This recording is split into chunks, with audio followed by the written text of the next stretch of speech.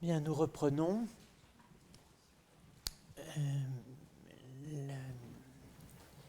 La théorie néoplatonicienne des trois états de l'universel. Voilà ce dont nous repartons aujourd'hui. La théorie néoplatonicienne des trois états de l'universel, telle que l'expose Ammonius, distingue, on l'a vu les semaines précédentes, trois états de l'universel. Alors, ça n'est pas très lisible, mais ça n'est pas grave. Quand je dis qu'elle les distingue, je le prouve, n'est-ce pas? Alors, bon, en tout cas, elle distingue donc l'état dit avant le multiple, protone, polone, les modèles ou paradigmes, les genres et les espèces qui subsistent dans l'intellect démiurgique. C'est ce qu'on pourrait appeler un état platonicien. Alors, je n'ai pas encore mis la planche au tableau, si j'ose dire. Je ne sais pas ce que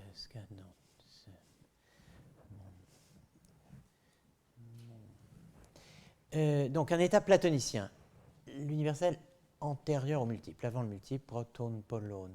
Ensuite, un état qui est platonicien, mais aristotélico-compatible, qui est l'universel dans le multiple, entois polois, qui est le fruit d'une assimilation donc entre la forme participée platonicienne et la forme immanente au sensible aristotélicienne. Et enfin, on a l'universel après le multiple, epitois polois, l'état aristotélicien des concepts abstraits, postérieurs dans l'ordre de l'être, engendrés en dernier, n'est-ce pas? L'expression grecque usthérogenes, dernier né, qualificatif dont je vous avais rappelé la semaine dernière qu'il était suscité par un passage du De Anima. L'animal pris universellement ou bien n'est rien, ou bien est postérieur, est ustérone, ayant fait l'objet d'un traitement autonome et approfondi dans divers complexes questions-réponses au cours des siècles, et notamment et d'abord dans la théorie dite de l'abstraction d'Alexandre d'Aphrodise. La distinction d'Ammonius, donc entre universel avant le multiple, dans le multiple et après le multiple, se retrouve dans la tradition byzantine. Elle se retrouve dans le péripatétisme arabe, notamment dans la logique et dans la métaphysique du Shifa, du Kitab al-Shifa, du livre de la guérison d'Avicenne. Et de là, elle se retrouve chez les scolastiques latins à l'âge des universités, XIIIe siècle donc, et ensuite, sous la forme ante rem, in re, post rem. Ammonius voyait, alors maintenant commentons un peu tout ça, Ammonius donc d'Alexandrie voyait dans cette distinction qu'il avance, lui, protone polone, entois polois, epitois polois, avant le multiple, dans le multiple, après le multiple, il y voyait la doctrine personnelle de Porphyre, doctrine non exposée évidemment dans l'univers des catégories, puisque cela dépasserait le scopos des catégories traitées de logique. Les chrétiens emboîtent plus ou moins le pas à Ammonius sur ce point, et comme je le soulignais la semaine dernière, en effet, on n'a pas eu à attendre le Moyen-Âge central, comme on dit aujourd'hui, autrement dit le XIIIe siècle latin, l'âge des universités, pour assister à la christianisation du modèle d'Ammonius. Celle-ci était acquise quasi instantanément chez les chrétiens syriaques, comme en témoigne le commentaire évoqué la semaine passée de Sergius de Rechaïna, mort en 536. Quant aux philosophes chrétiens d'Alexandrie, une fois l'école ralliée au christianisme en 529, avec Philopon, Jean Philoponos et ses successeurs, eh bien, ils font tout bonnement entrer la distinction des trois états de l'universel, qui est d'Ammonius, dans le questionnaire de Porphyre, en l'occurrence dans la troisième question. Un feedback de plus, qui évoque irrésistiblement le mythe de la prolepsis. Selon Skinner, j'avais évoqué ce mythe dans ma leçon inaugurale en y voyant un des problèmes qu'a affronté l'historien de la philosophie et l'historien des idées, à savoir ne pas confondre ce qui serait le mythe, la dimension mythique que Skinner appelle la prolepse ou prolepsis, ne pas confondre la signification ou la portée acquise par une œuvre au cours de l'histoire avec le sens qu'elle pouvait avoir pour son auteur. Donc ici, effectivement, quand on fait entrer dans la troisième question de Porphyre la distinction d'Ammonius, qui est postérieure, entre les trois états de l'universel, et qu'on en fait un élément du questionnaire de Porphyre, là, on est au comble je dirais, du réinvestissement disons, mythologique, du réinvestissement de l'original par sa copie, si on peut dire.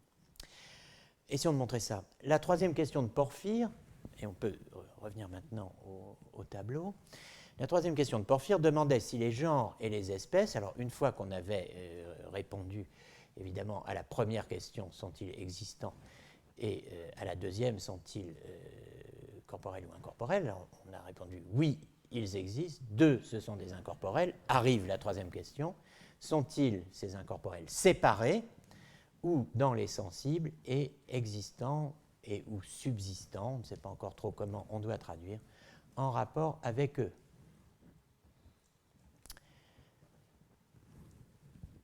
Sous la plume, sous le calame des néoplatoniciens, les trois expressions qui figurent dans le questionnaire authentique de Porphyre, à savoir séparés dans les sensibles, existants en rapport avec eux,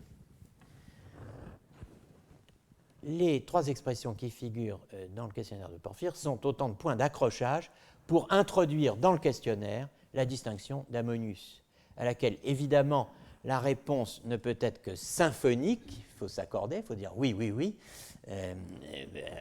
aux questions qu'on va poser maintenant, à laquelle la réponse ne peut être que symphonique, puisqu'il s'agit de proclamer l'accord des deux grandes philosophies, la platonicienne et l'aristotélicienne.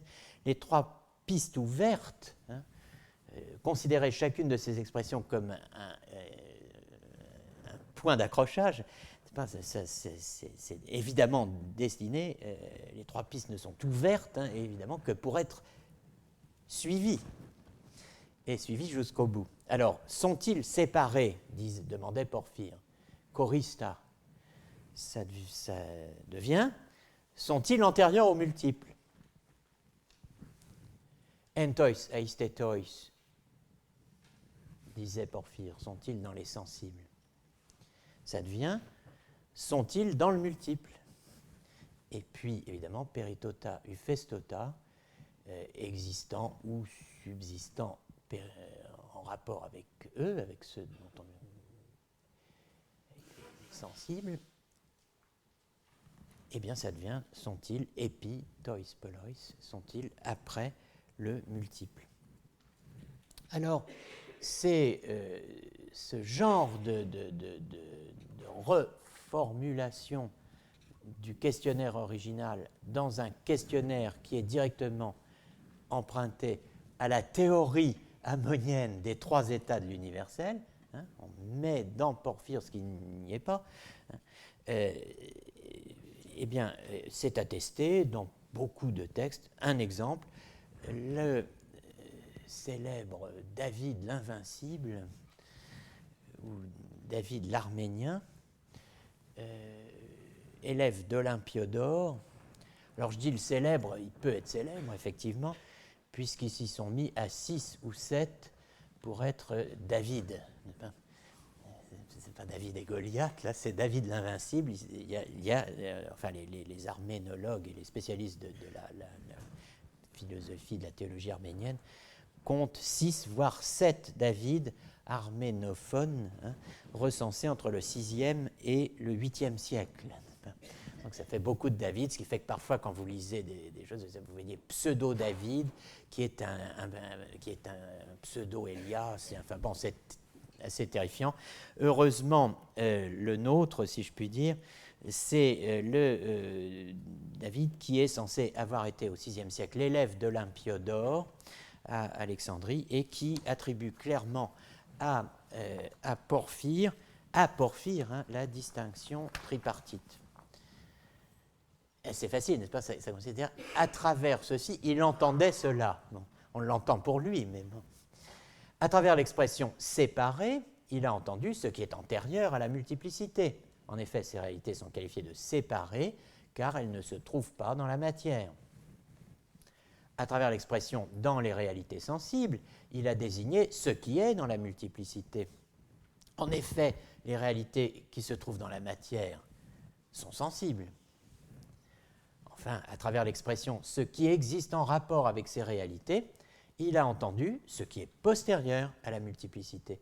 En effet, ce qui existe en rapport avec ces réalités, nous affirmons qu'il s'agit là de notre pensée, dont nous disons qu'elle est postérieure à la multiplicité. Alors vous voyez la distinction d'Ammonius, que vous retrouvez dans Porphyre, là, vue et lue par David l'Invincible, la distinction d'Ammonius est une sorte de matrice, d'où procèdent plusieurs modélisations importantes pour l'histoire des universaux. 3 exemples d'époques diverses. Dans son commentaire sur l'éthique à Nicomaque, traduit en latin par Robert de Lincoln, plus connu, il est vrai que ça paraît prometteur, sous le nom de Robert Grossetête.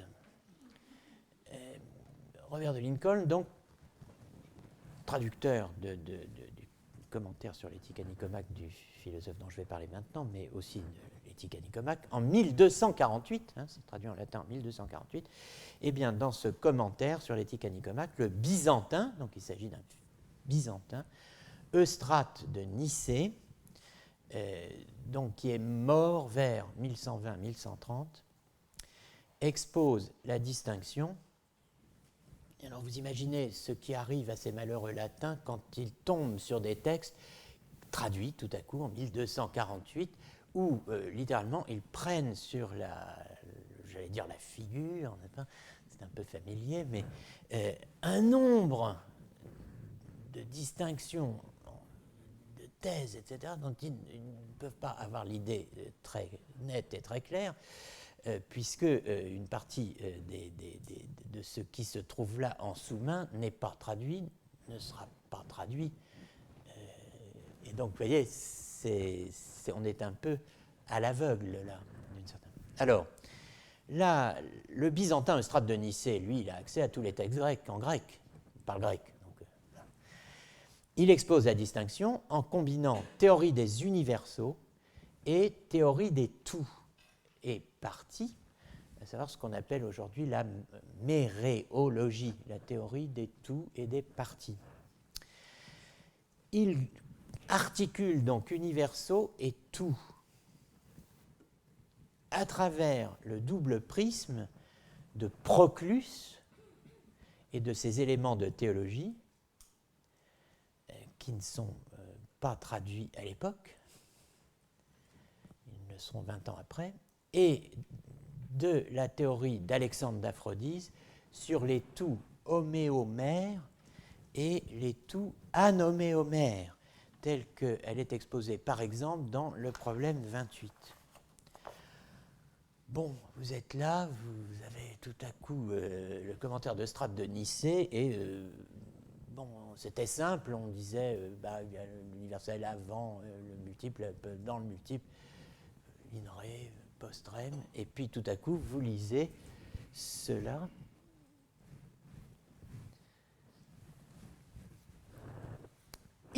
Alors ils qui?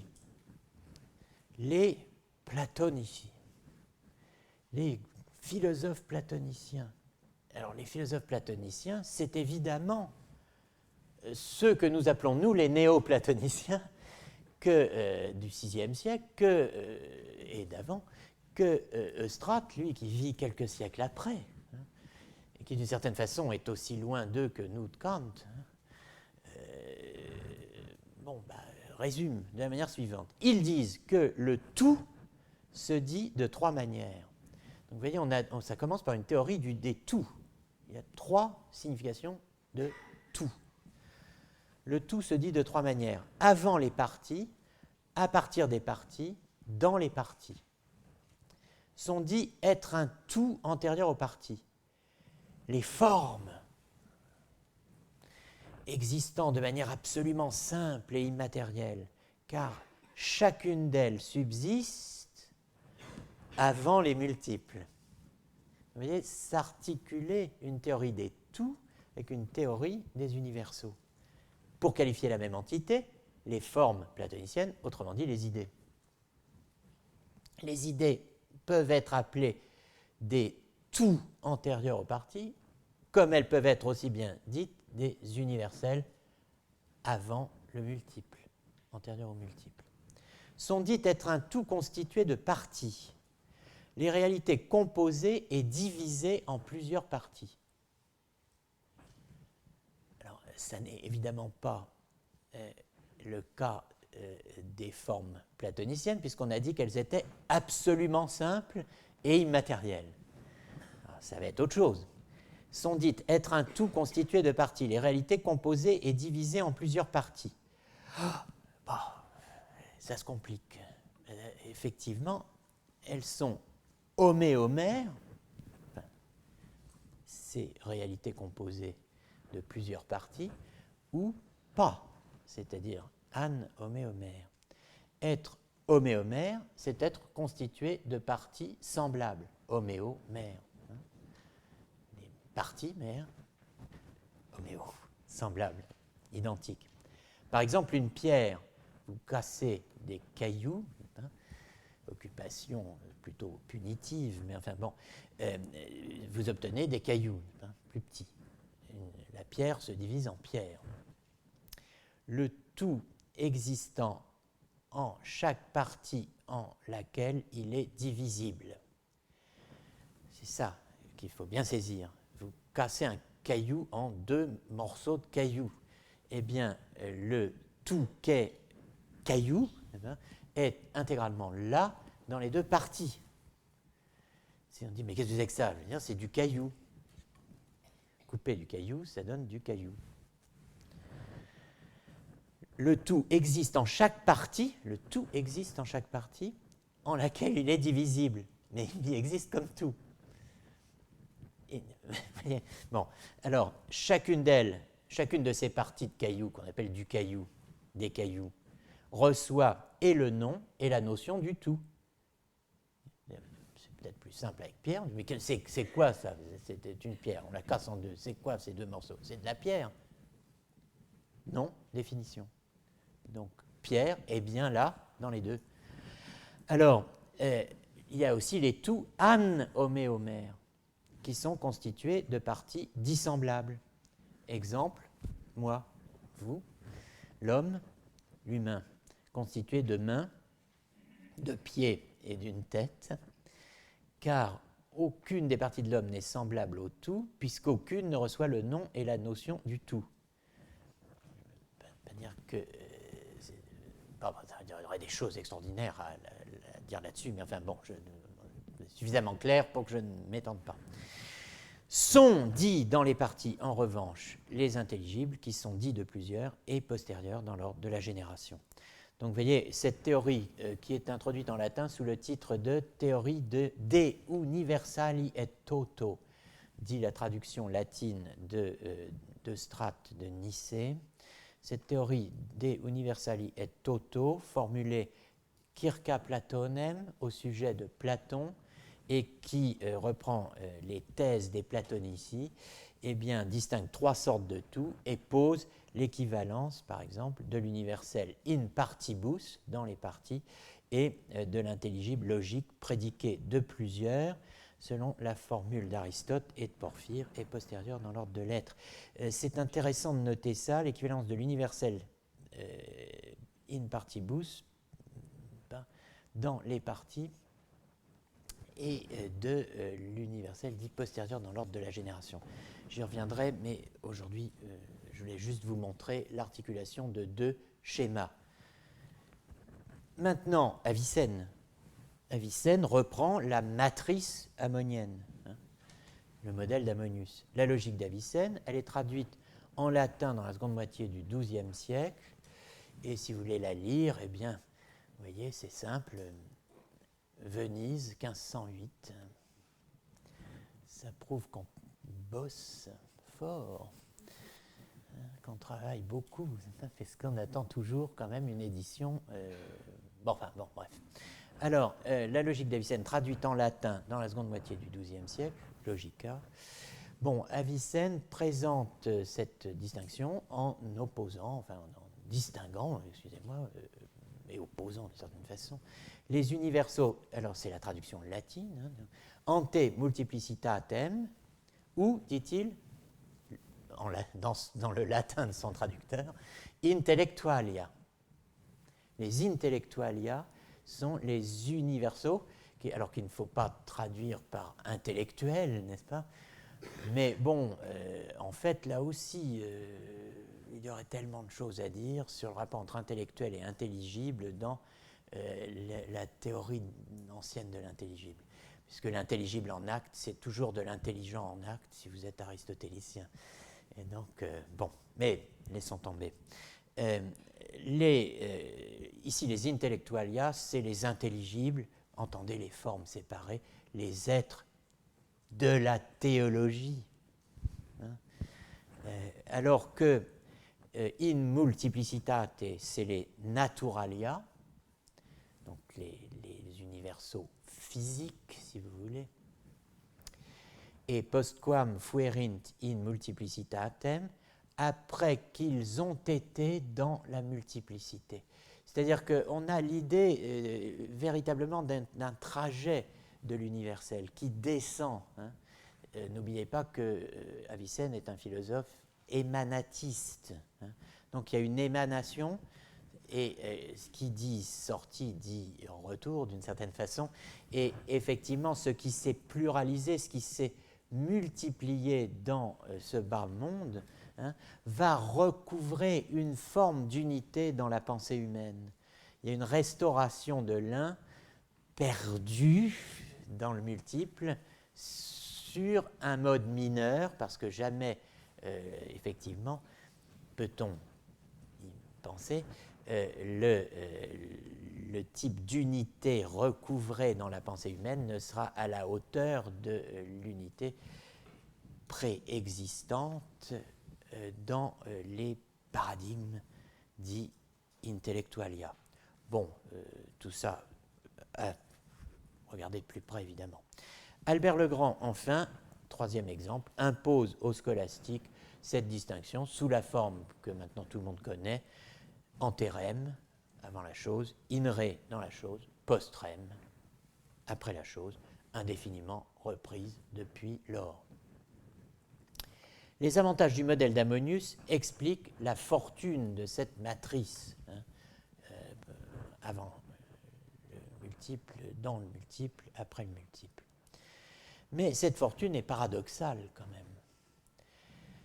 Le modèle d'Ammonius permet de répondre au problème des universaux qui est issu du feedback textuel dont on parle depuis 2 séances, du périherménéia sur les catégories et des catégories sur l'isagogé. Si vous cherchez à tout prix la concorde entre Aristote et Platon, ce modèle est bien utile. C'est le cas dans une école néo-platonicienne, puisque la concorde, autrement dit l'exégèse dite concordiste ou symphonique, s'impose du seul fait que les petits mystères aristotéliciens, autrement dit les œuvres d'Aristote, de logique et de philosophie naturelle, conduisent et ont pour fonction de conduire au grand mystère platonicien, c'est-à-dire l'exégèse et la contemplation des dialogues de Platon, qui sont eux-mêmes hiérarchisés, vous savez, on monte dans l'œuvre de Platon. Donc ce modèle ammonien n'a pas les mêmes vertus sédatives, évidemment, iréniques, si l'on ne connaît de Platon qu'un fragment du Timée et d'Aristote pendant plusieurs siècles que deux traités de l'Organon. Ce qui, ne l'oubliez pas, était le cas des latins pendant longtemps. Jusqu'à la fin du XIIe, en gros, on ne connaît d'Aristote que les deux premiers traités de l'Organon. Ce n'est qu'ensuite qu'arrive le reste de l'Organon et puis le reste d'Aristote. Quant à Platon, c'est l'absent de l'histoire, puisqu'on ne connaît de lui qu'un fragment du Timée. Il y a bien deux traductions du Ménon et du Phédon faites en Sicile par Henri Aristippe, mais elles n'ont pas circulé au Moyen-Âge. Donc Platon, il faut attendre. Alors, réconcilier Platon et Aristote quand vous n'avez qu'un bout du Timée et deux morceaux d'Aristote, ça n'est pas l'objectif prioritaire. Et disons que le modèle d'Ammonius permettait de résoudre un certain conflit, une guerre des écoles ouverte depuis longtemps dans le monde hellénophone, et même une guerre des chefs. Sa diffusion tardive dans le monde latin, d'abord à travers Avicenne, a changé en partie le destin du questionnaire de Porphyre. Elle a provoqué l'apparition de nouveaux complexes de questions et de réponses. Cette entrée du dispositif d'Ammonius via Avicenne, philosophe musulman émanatiste, l'apparition de nouveaux complexes de questions et de réponses, noétiques, c'est-à-dire relatifs à la théorie de l'intellect, et émanatistes, notamment chez Albert le Grand, et dans une partie de la tradition scolastique qu'on a appelée la Via Antiqua, la voie ancienne. C'est au XVe siècle qu'on oppose Via Antiqua et Via Moderna, n'est-ce pas ? Et ça recouvre plus ou moins l'opposition des réalistes et des nominalistes, mais bon, celle-ci est une autre histoire.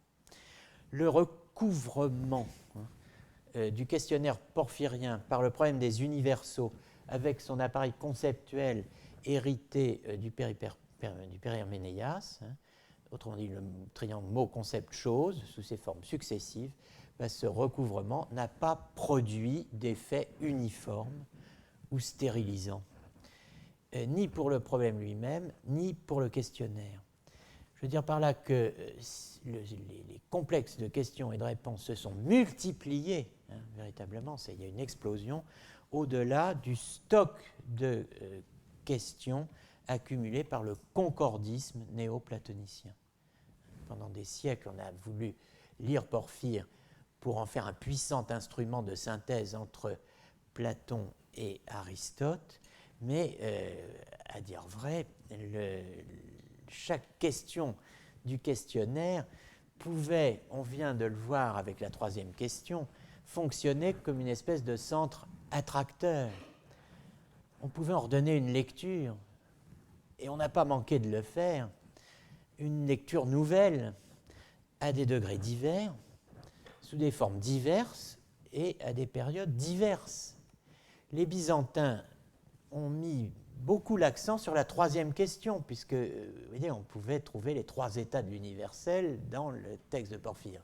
Donc on faisait poser à Porphyre une question dont on avait déjà la réponse. Une réponse symphonique.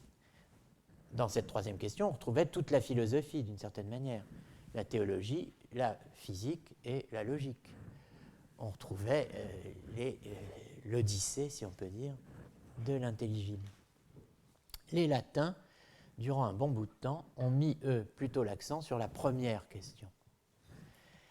Et ce n'est pas que comme le suggérait le texte de Victor Cousin évoqué la semaine dernière, les 3 questions de Porphyre étaient partout et toujours réduites à la première. Vous vous rappelez que c'est ce que disait Cousin. Oh, il y a 3 questions, mais au fond, on peut évoquer la première, à laquelle les 2 autres se réduisent.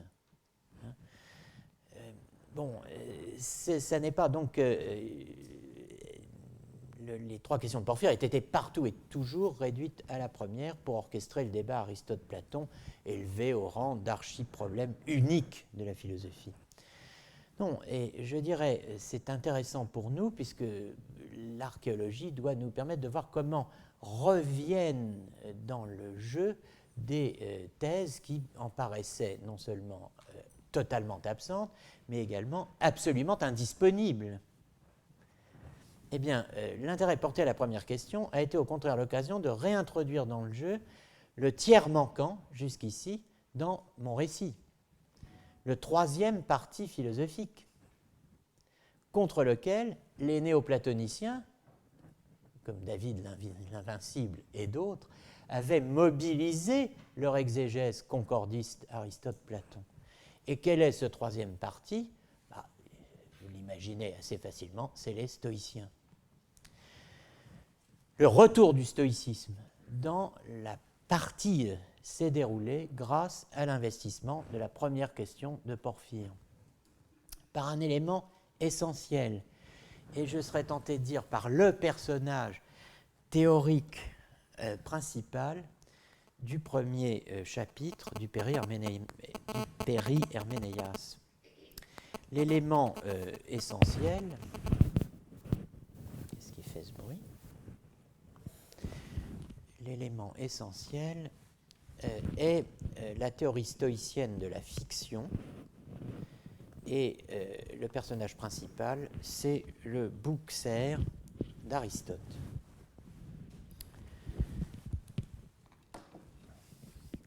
Le questionnaire de Porphyre a survécu à la perte d'informations latines sur le sens originel de sa première et de sa deuxième question. Son étrangeté croissante à mesure que l'on perdait un contact vivant avec les notions d'incorporel, d'épinoïa, de psylé-épinoïa, eh bien cette étrangeté croissante n'a pas empêché la transmission latérale, oblique, indirecte de ces notions que je viens de mentionner, incorporel, épinoïa, psylé-épinoïa, transmission latérale, oblique, indirecte, en leur conférant par enrichissement et déformation successive une valeur philosophique ajoutée, une valeur philosophique nouvelle. La perte d'information favorise les audaces exégétiques, les innovations, qu'un historien peut voir aujourd'hui comme autant de contresens, mais de contresens créateurs. Je vous rappelle le texte de Pierre Hadot sur la valeur du contresens en histoire de la philosophie. Chaque génération arrive à faire demander au questionnaire de Porphyre ce qu'il ne demande pas. Elle arrive à faire de lui le support ou le vecteur de questions nouvelles, suscitées, ces questions nouvelles, par les réponses données à d'autres questions, antérieures ou connexes. Certaines notions ou figures de ce passage en contrebande jouent en cela donc un rôle capital que l'on peut, d'un séquaire à l'autre, d'un complexe question-réponse à l'autre, tracer tout au long de l'histoire des universaux. La fiction et le Bouxer en sont 2 bons exemples, et j'y viendrai dans un instant. Avant cela, je prendrai un autre exemple qui nous permettra de retrouver à la fois l'universel et la fiction dans un contexte où ils sont impérativement requis, eux et leur séquaire, leur complexe question-réponse respectifs. Un contexte où ils sont requis impérativement, l'universel et la fiction, pour affronter et résoudre un ensemble de questions relative à un type d'entité que l'on peut ontologiquement rapprocher à la fois de l'universel et du fictif. Un ensemble de questions où précisément le face-à-face Platon-Aristote éclate, se brise, et laisse pénétrer le troisième larron du débat sur l'universel, à savoir le stoïcisme. Le formulaire porphyrien a fonctionné comme un modèle. 3 questions de Porphyre fonctionnent comme un modèle, comme un outil d'investigation, un schème théorique qui induit la formulation de questionnaires, d'autres questionnaires, au long du temps. Et ces questionnaires-là attestent que l'appréciation que Porphyre portait initialement sur son propre questionnaire, à savoir qu'il allait bien au-delà des limites de la logique et qu'il fallait une science bien plus élevée que la logique pour l'affronter intégralement, eh bien, l'appréciation que Porphyre portait sur son propre questionnaire était pertinente. C'est en effet sur un terrain qui est proprement ontologique et pas logique, et même un terrain théologique, devrait-on dire, qu'on le retrouve à l'œuvre dans la philosophie tardo-antique, dans la philosophie byzantine et dans la philosophie latine. Les trois. Quel est ce problème?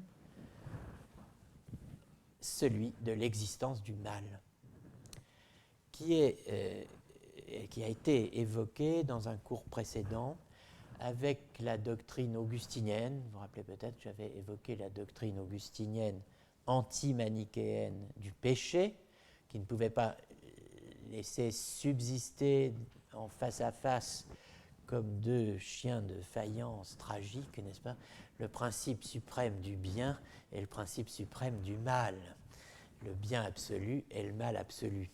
Si vous renoncez au manichéisme, vous renoncez à l'idée des deux principes et donc à la diarchie du bien et du mal. Il n'y a pas de mal absolu, il y a un bien absolu et pas de mal absolu.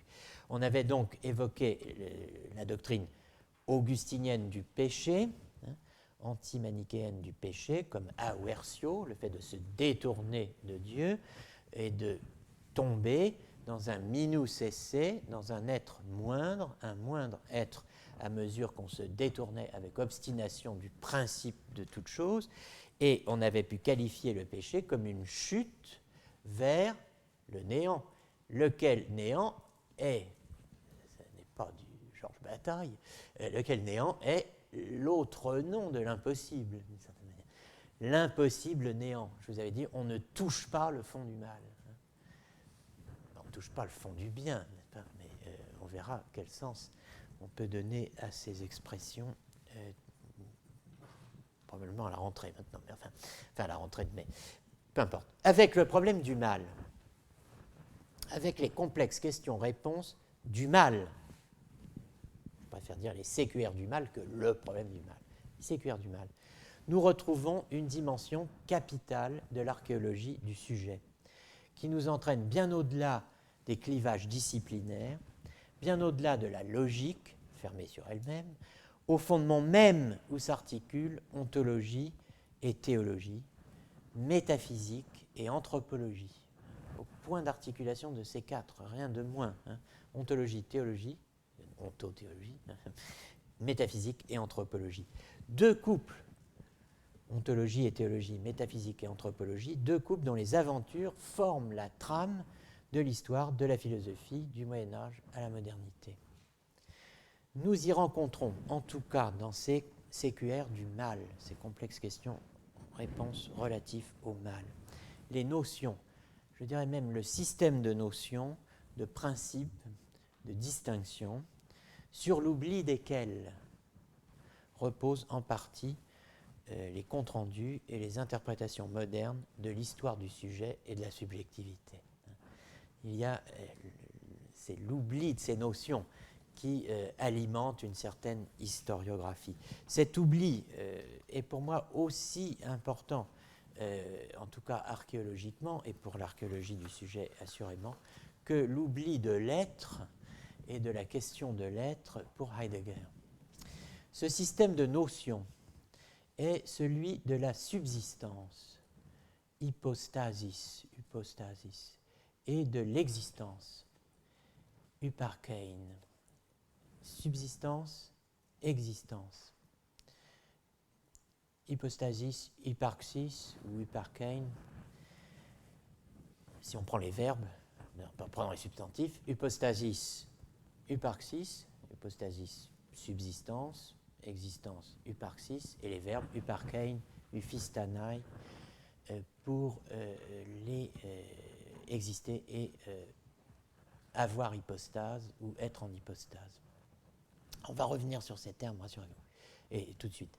Mais bien qu'omniprésent dans la philosophie et la théologie, bien qu'il soit le seul à pouvoir nous laisser voir le lien profond existant dans l'histoire de la pensée européenne entre christologie, théologie trinitaire, psychologie et anthropologie philosophique, je le répète, c'est quand même pas rien, christologie, théologie trinitaire, psychologie et anthropologie philosophique, ce système de notions relatifs à la distinction entre existence et subsistance et existence, ce système est relégué au discours des spécialistes.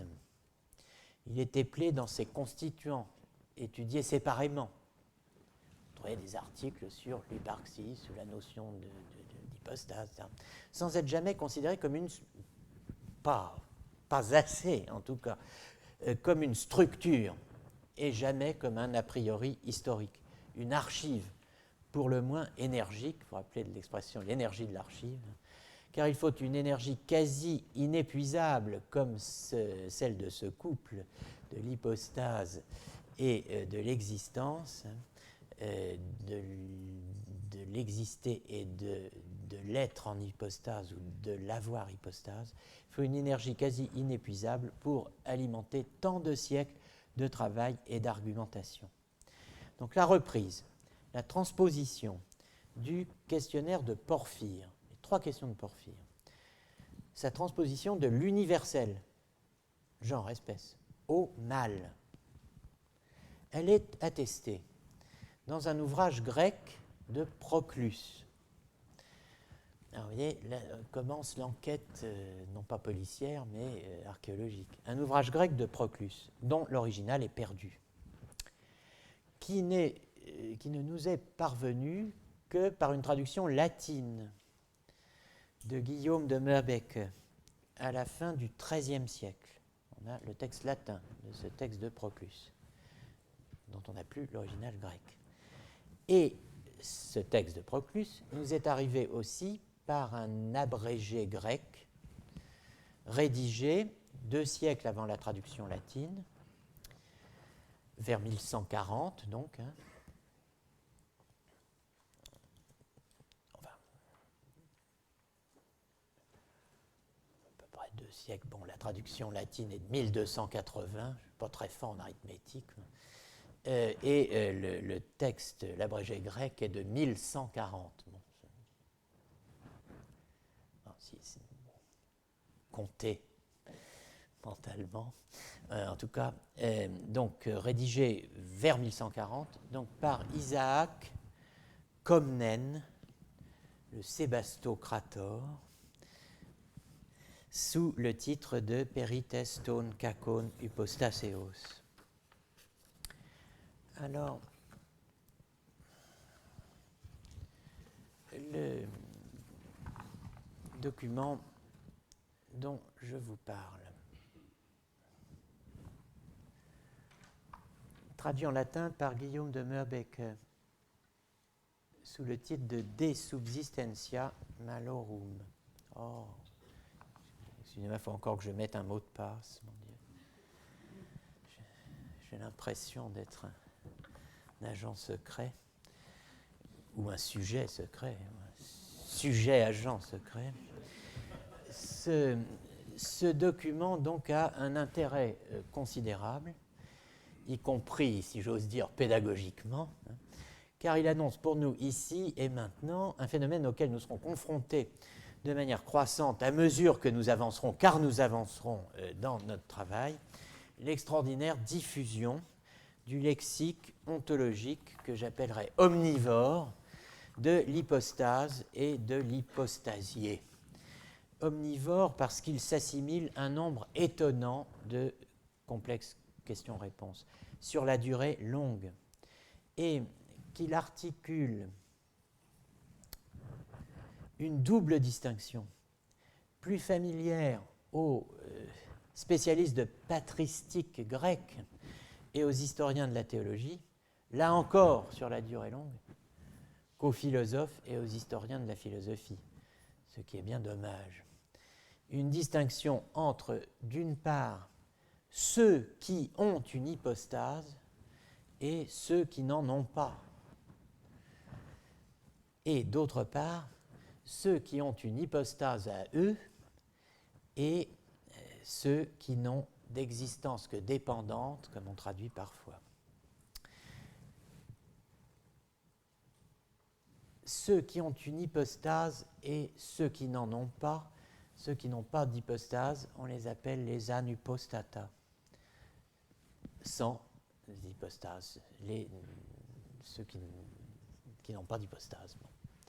Et puis on a ceux qui ont une hypostase à eux et ceux qui dépendent de l'hypostase d'un autre, qui sont sur un mode latéral, si on peut dire, dont l'existence, du coup, est dépendante d'un autre. Et alors, vous voyez, on est embarrassé parce qu'on dit existence, bon, et le mot grec est en parupostasei, qui dépendent de l'hypostase d'un autre.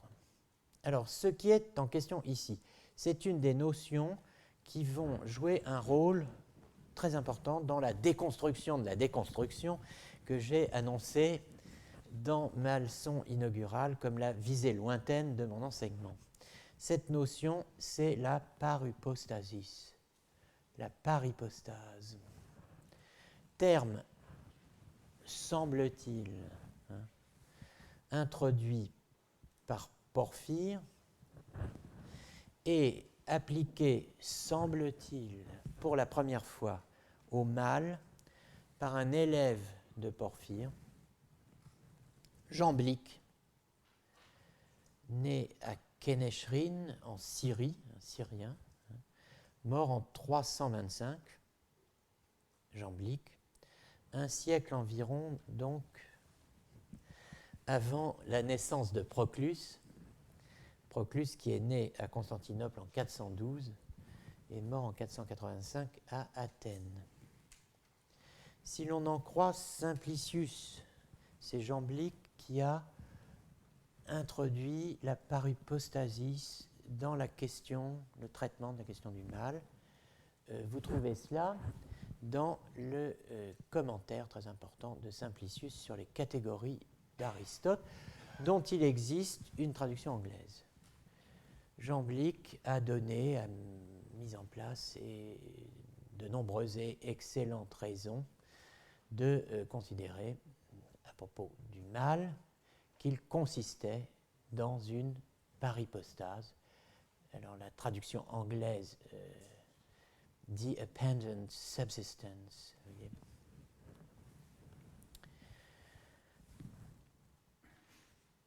And failure, et un défaut et une défaillance à la fois. Alors on a, et je ne les ai pas toutes recensées, donné toutes les traductions possibles et imaginables de parupostasis, qui existe parallèlement, qui a une existence parallèle, qui a une existence épiphénoménale. Ça, c'est 3 traductions que vous trouvez sous la plume du père Festugière, grand historien de la pensée antique et l'auteur de cette somme indépassable d'histoire de la philosophie qu'est la révélation d'Hermès Trismégiste. Mais bon, on n'est plus capable de faire des livres comme ça aujourd'hui, c'est sûr. Enfin, moi en tout cas. Fausse existence, Maurice de Gandillac, qui rencontre le terme dans sa traduction du pseudo-Denis. Pseudo-existence, Henri-Dominique Saffray et Westerink dans leurs nombreux travaux sur Proclus. Et enfin, les deux traducteurs anglophones, O'Neill, byproduct, un byproduct, c'est pas mal, byproduct. Subsisting parallel to, qui subsiste parallèlement à. Et puis, Appendant Subsistence de Gaskin, le traducteur de Simplicius, pour la partie indiquée tout à l'heure, à savoir chapitre 9 au chapitre 15 de son commentaire sur les catégories. Alors, la dépendance paripostatique, la paripostasis, elle s'applique à des entités apparemment bien différentes. Et voici les principales. Le temps, le mal ou le mauvais, l'accident, le contre-nature, le relatif et le lieu. Voilà des entités dont le mode d'être est paripostatique. Celui du coucou, c'est la métaphysique du coucou qui ils vont nicher dans l'hypostase d'un autre, n'est-ce pas, pour être. Le temps, le mal, le mauvais, l'accident, le contre-nature, le relatif, le lieu. Alors, je reviens à Proclus. Le texte latin de l'opuscule perdu, traduit en 1280 sous le titre de De Subsistentia Malorum par Guillaume de Moerbeke. Il a été édité pour la première fois, ce texte latin, par Victor Cousin, en même temps que deux autres opuscules sur la providence et sur la liberté, dans les années 1820-1864, Cousin, excusez-moi, a beaucoup travaillé sur Proclus, et il a publié les Procli Philosophie Platonici Opera Inedita, les œuvres inédites de Proclus, le philosophe platonicien. Cette traduction latine a été éditée critiquement par Helmut Boese en 1960. On a une édition critique. L'ouvrage grec d'Isaac Comnène, donc qui est le frère, c'est pour ça qu'il s'appelle Sébastocrator, c'est un titre que l'on porte quand on est dans la famille impériale, n'est-ce pas ? Il est le frère de l'empereur Alexis Ier Comnène, 1081-1118.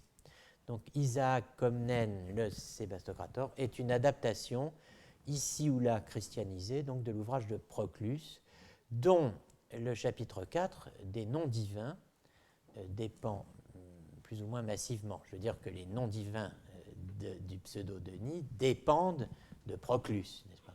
Et on peut s'en rendre compte en comparant le texte d'Isaac Comnène, le Sébastocrator, avec le texte de Denis qu'on a en grec. Alors, je me contente, pour faire saisir le parallèle entre le questionnaire de Porphyre sur les genres et les espèces et celui de Proclus sur la subsistance du mal, de donner la version latine de Moerbeke, en indiquant entre crochets les parallèles grecs dans le traité d'Isaac Comnène.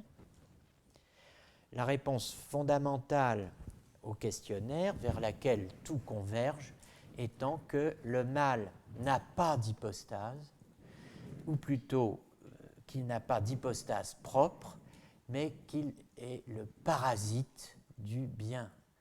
Il parasite l'hypostase du bon, si vous voulez. Vous avez le latin sive igitur est, esti, sive non malum, primo considerandum.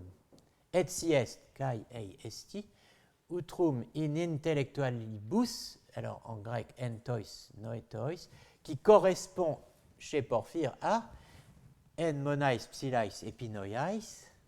Donc vous voyez que les intellectualia sont là, si je puis dire, les intelligibles, et qui se sont substitués à la psilé epinoia.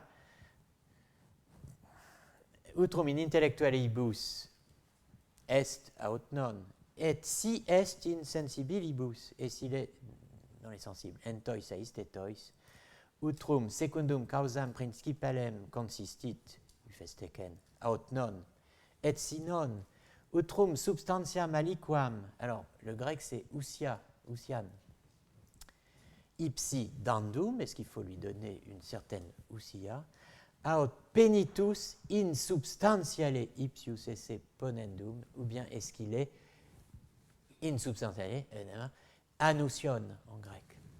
Et si est hoc, commodo subsistit, alors commodo, pos en grec. Alors là, ça sonne, si je puis dire. Comment hein? Principio altero ente et unde incipit et usque quo procedit. Voilà donc la traduction de la traduction latine. Ce qu'il faut premièrement examiner, c'est si le mal est ou non, et dans l'affirmative, s'il est dans les intelligibles ou non, et s'il est seulement dans les sensibles, si c'est selon une cause principale ou non, et sinon, s'il faut lui attribuer quelque substance, ou s'il faut tenir son être pour totalement insubstantiel, et dans le premier cas, comment il existe si le principe est autre, c'est-à-dire s'il a un autre principe que celui qui serait le sien, s'il avait le sien propre, si son principe est le principe d'un autre, vous voyez, enfin, bon, bref, c'est compliqué. Et d'où il tire son origine et jusqu'où il procède. Ceci est la traduction. Par moments, j'ai l'impression de devenir un peu fou, qui est due à M. Isaac, pour Budet. Donc, la traduction de Guillaume de Merbeck par M. Isaac, qui utilise des fragments grecs d'Isaac, je sais, Bastocrator, ça fait beaucoup d'Isaac, on avait 6 ou 7 David, tous arméniens, nos Isaacs deviennent, on en sacrifierait bien un, mais enfin pas le traducteur, l'excellent traducteur de Budet quand même, le pauvre quand même, il n'a rien fait de mal, l'autre non plus d'ailleurs. Alors, je laisse de côté l'extraordinaire transformation de en monais psilais epinoiais en en tois noetois. Bon, et notons simplement que être totalement insubstantiel, c'est être sans ousia, anousion. Thomas d'Aquin dira non esse in aliqua essentia in rebus. Non esse in aliqua essentia in rebus. Voilà comment traduire anousion. Ne pas être dans aliqua essentia, comment on va traduire ça? Enfin, c'est dans les choses, n'est-ce pas? Essence me paraît difficile de traduire autrement. Non, pas substance, mais bon. Enfin, dans la Summa contra gentiles, exister par hypostatiquement, c'est être sans hypostase propre, c'est être par hypostaton. Alors, par-delà les siècles, les idiomes, les uns s'étant lus, certains auteurs se sont lus mutuellement, les autres pas du tout. Augustin, Proclus, Denis, le pseudo-aréopagite, et Isaac, le sébastocrator, se rejoignent pour dire que le mal est un parasite du bien. Ne pas avoir d'existence et ou d'hypostase propre. Voilà une indécision terminologique importante pour l'histoire du sujet et de la subjectivité. Ne pas avoir d'existence ou ne pas avoir d'hypostase propre. Et les deux termes sont tellement liés, si vous voulez, qu'arriver à penser leurs différences, véritablement, c'est un des problèmes de la philosophie. Nous n'en avons pas fini, donc, ayant noté cette indécision terminologique importante, avec le mal. Nous n'en avons pas fini avec le non-existant.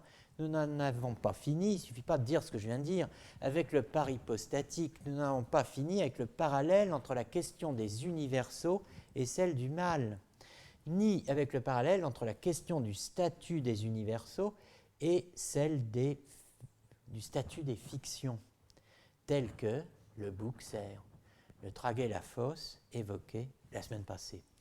Donc j'y reviens à ce Traguet-la-Fosse, à celui que j'ai appelé le personnage théorique central en cette affaire. Pour opérer le virage nécessaire, nous devons voir pourquoi l'universel, le mal et la fiction peuvent et doivent se rencontrer sur notre table de travail. Le mal, l'universel et la fiction, autrement que comme une célèbre rencontre, celle fortuite, n'est-ce pas, sur une table de dissection d'une machine à coudre et d'un parapluie. C'est peut-être ce que vous vous dites en ce moment. Bon, alors, un texte du deuxième livre du commentaire d'Origène sur l'évangile de Jean va nous servir ici de guide. Avant d'examiner, il faut noter un point important qui est décisif pour la compréhension du phénomène textuel et conceptuel sur lequel le texte d'Origène va apporter un vif éclairage. La première question du questionnaire de Porphyre offre une alternative pour le moins singulière. Tout d'abord, concernant les genres et les espèces, la question de savoir s'ils existent ou bien s'ils ne consistent que dans de purs concepts. Il y a là matière à deux questions distinctes. Une première question pourrait être la question de savoir s'ils existent ou bien s'ils n'existent pas. Autrement dit, s'ils sont des êtres en un sens quelconque ou d'aucune façon des êtres. Deuxième question possible, qui s'accroche à concept cette fois, est s'ils consistent dans des concepts ou dans de purs concepts. Autrement dit, si ce sont des concepts véritables ou bien des concepts vides. Voilà les deux questions possibles. Porphyre emprunte aux deux. Porphyre prend la première branche de son alternative dans la première partie de la question 1, s'ils existent. Et la deuxième branche de son alternative, il la prend dans la deuxième partie de Q2, si ce sont de purs concepts. Ce qui fait que l'on a un chiasme.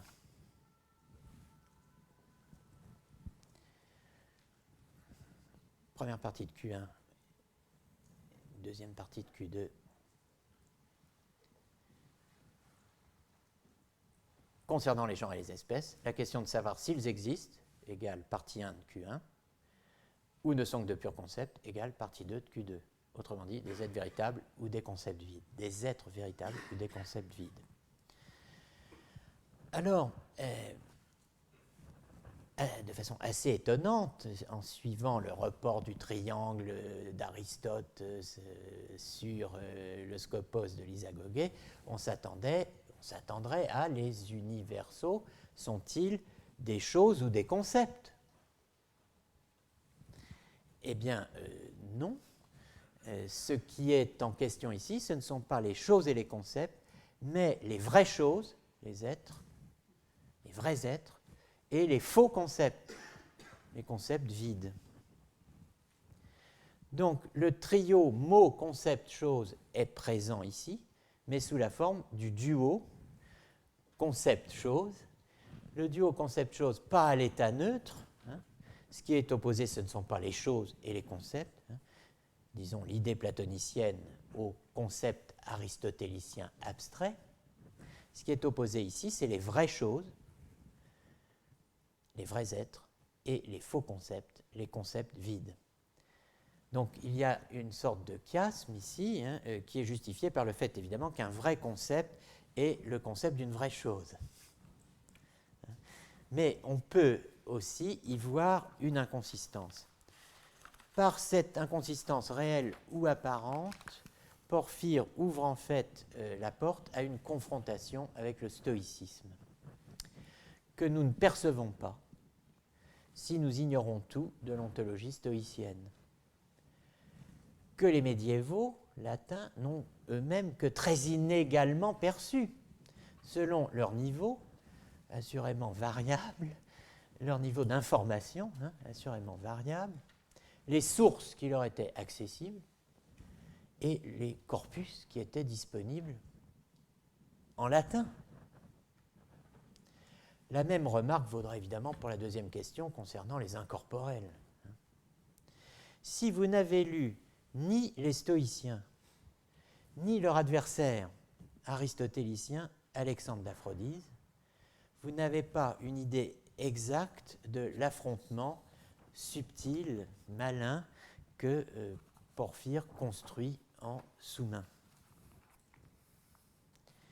Cousin orchestre un débat entre réalistes, conceptualistes et nominalistes. Vous vous rappelez cela. Le vrai débat, le débat caché, comme la figure dans le tapis, est celui d'Aristote, de Platon et de la Stoa. Des néo-aristotéliciens, comme Alexandre, contre les platoniciens et les stoïciens. Des néo-platoniciens, fils d'Aristote et de Platon, contre les stoïciens, fils de personne. Donc vous voyez, c'est très subtil, c'est très étagé, c'est très feuilleté. Si nous lisons le questionnaire de Porphyre comme ça, nous l'ignorons. Mais les médiévaux l'ignoraient. Plus ou moins. Car c'est la grande leçon, et c'est sur cette parole d'optimisme que je vous lâcherai pour ce mois. Mais quand même, non sans avoir dit autre chose avant, oui, plutôt après. Bon, cette parole d'optimisme, la voilà, nous savons toujours plus de choses que nous ne le pensons. C'est le cas au début du XIXe siècle de Joseph-Marie de Gérandeau, 1772-1842, un personnage très fascinant, enfin je trouve, philosophe, certes, et philanthrope. C'est un des pères de la philanthropie, et c'est aussi un des pères de l'anthropologie française. C'est ce qu'on appelle un idéologue, au sens d'études de Tracy, etc. Aussi. C'est un sémioticien. C'est l'auteur d'un mémoire sur l'influence des signes dans la génération des idées, primé par l'Institut en 1799. Mais surtout, c'est l'auteur d'une histoire, excusez-moi, je m'en étouffe, d'une histoire comparée, c'est tellement ce qu'on rêverait de faire, n'est-ce pas? Une histoire comparée des systèmes de philosophie relativement aux principes des connaissances humaines. Bon, on voudrait faire ça. Histoire comparée des systèmes de philosophie relativement aux principes des connaissances humaines, publié en 1803, où il retrouve, dans la grande discussion entre les réalistes et les nominaux, les nouvelles figures, dit-il, prises par les philosophies de Platon, d'Aristote et de Zénon. On ne l'attendait pas, celui-là. Zénon. Et pour finir, le débat entre réalisme, nominalisme et conceptualisme. Alors voilà un son de cloche. Les cloches, ceux qui seront bientôt de retour, écoutons-les sonner. Rien n'est plus injuste que le mépris avec lequel nous traitons aujourd'hui cette grande discussion entre les réalistes et les nominaux que Rousselin, alors Rousselin c'est Rosselin de Compiègne, hein, le supposé premier maître d'Abélard, que Rousselin fit éclore. Si nous remontons à son origine, nous la voyons se rattacher aux plus célèbres doctrines de l'Antiquité. Platon, Aristote et Zénon s'étaient partagés sur le caractère des notions générales ou espèces. Le premier, alors, Platon, leur avait assigné une existence antérieure et surnaturelle dans le sein de Dieu même, où il les faisait résider comme les types des choses. Le second, leur accordant une existence réelle et physique, avait cependant restreint cette existence à la matière même, c'est-à-dire aux individus avec lesquels il les supposait unis de tout temps. Seulement, il concevait que certaines images propres à les représenter se détachaient des individus et venaient les retracer dans l'esprit. Ressemblance, causalité, vous vous souvenez ? Le troisième, enfin, n'avait attribué aux notions générales d'autre existence que dans l'esprit même qui les conçoit par comparaison et qui leur impose des signes. Platon, Aristote, Zénon. De là, alors là, des phrases comme de là, les idées éternelles de Platon, de là, l'union de la matière et de la forme d'Aristote, de là, la maxime des stoïciens, nihil est in intellectu, quin prius fuerit in sensu. De Gérando ignore le questionnaire de Porphyre. Il ne le connaît apparemment que par une citation de Pierre de la Ramée expédiée en notes. L'isagogé semble avoir disparu de l'horizon. Il met le problème de l'origine des idées à la place centrale, et non pas expressément, comme Plutarque Cousin, la critique des idées de Platon, quoique je reviendrai là-dessus dans 15 jours, dans un mois. Idéologue, influencé à la fois par Kant et par Dugald Stewart, l'école allemande et l'école écossaise, il critique Condillac, qui n'a pas vu l'intérêt de la discussion entre nominaux et réalistes. Si nous examinons, dit-il, cette question en elle-même, nous verrons qu'elle n'est réellement autre chose que la question fondamentale de la génération des idées. Donc ce n'est pas le problème du statut des idées de Platon, le problème de Cousin, c'est le problème de la génération des idées, qu'elle renferme en entier. C'est un intéressant problème. C'est en effet sur le caractère et l'origine des notions générales que s'élèvent toutes les difficultés dont ce problème est entouré. Chose remarquable pour nous, il expose la question à l'aide du modèle d'Ammonius, scolastique, des trois états de l'universel, et il le fait en associant à la position stoïcienne la thèse issue de la troisième question de Porphyre. Ainsi, Platon répond de l'universel anterem, Aristote de l'universel in re, Zénon de l'universel post-rem. On demandait si les universaux, c'est ça la querelle des universaux, les notions les plus générales existaient avant la chose, dans la chose ou après la chose, c'est-à-dire s'ils avaient, comme l'avait avancé Platon, une existence métaphysique, absolue, indépendante des individus, ou, selon l'opinion d'Aristote, une existence simplement physique, résidant dans les individus, comme leur forme naturelle, ou enfin, selon la pensée des stoïciens, une existence seulement logique que l'esprit leur prête en les déduisant des impressions sensibles. Le concordisme médiéval vu par De Gérando n'est pas celui d'Alexandrie. S'il cherche la concorde, c'est pour concilier Platon et Zénon grâce à Aristote. Le concordisme médiéval vu par De Gérando. Au Moyen-Âge, en tout cas, les trois philosophes se retrouvent, trois systèmes s'affrontent, distribués sur ou entre les deux parties contraires du réalisme et du nominalisme. C'est chez les nominaux qu'il faut chercher les conceptualistes, dit De Gérando, disciples à distance de Zénon et des stoïciens. Il y a trois variétés de nominalistes. La première est celle de Rousselin, ce qu'on appelle aujourd'hui les vocales, qui réduisent tout à de simples flatus vocis, menés donc par Rousselin de Compiègne. La deuxième classe de nominaux, c'est celle d'Abélard. La troisième est celle des conceptualistes. De Gérando n'a pas lu les textes, il ignore beaucoup de choses, mais en un sens, il tombe juste, il rapatrie à distance la stoa dans le questionnaire, sans le questionnaire. Bonnes vacances.